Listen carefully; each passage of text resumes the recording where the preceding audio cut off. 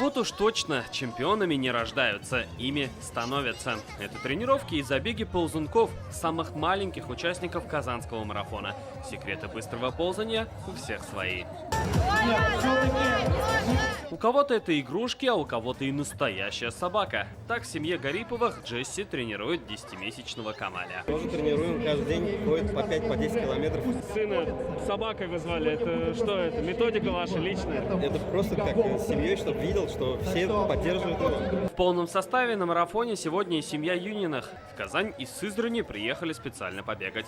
Глава семьи 21 километр, хозяйка 3, дети почти целый километр. Самая младшая поползла на 20 метров. Папа решил принять участие на большой дистанции, а мы его поддержать решили всей семьей пробежать маленькие дистанции. Под дождь за ручку с мамой и папой. Так сегодня побежали трехлетки по центральному стадиону.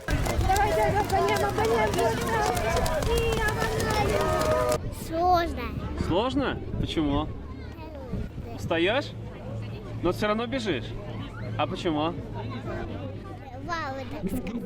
Бегать не сложно, но я хочу бежать. А почему? Но мне нравится. Казанский марафон 2021 по-настоящему семейный. За 2 дня на старты планирует выйти 14 тысяч спортсменов-любителей. Причем из 29 стран мира и больше 60 регионов России. В этом году у нас с точки зрения профессиональной части чуть-чуть поменялась трасса. Она опять же стала чуть-чуть быстрее, чуть-чуть комфортнее.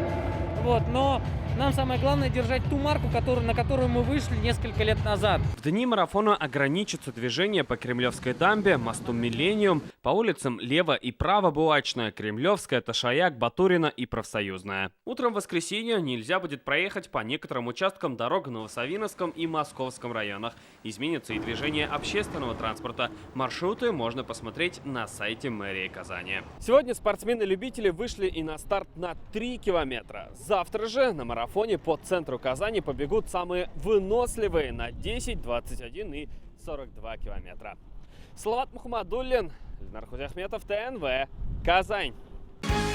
Закажи рекламу на ТНВ. Телефон в Казани 5 705 100.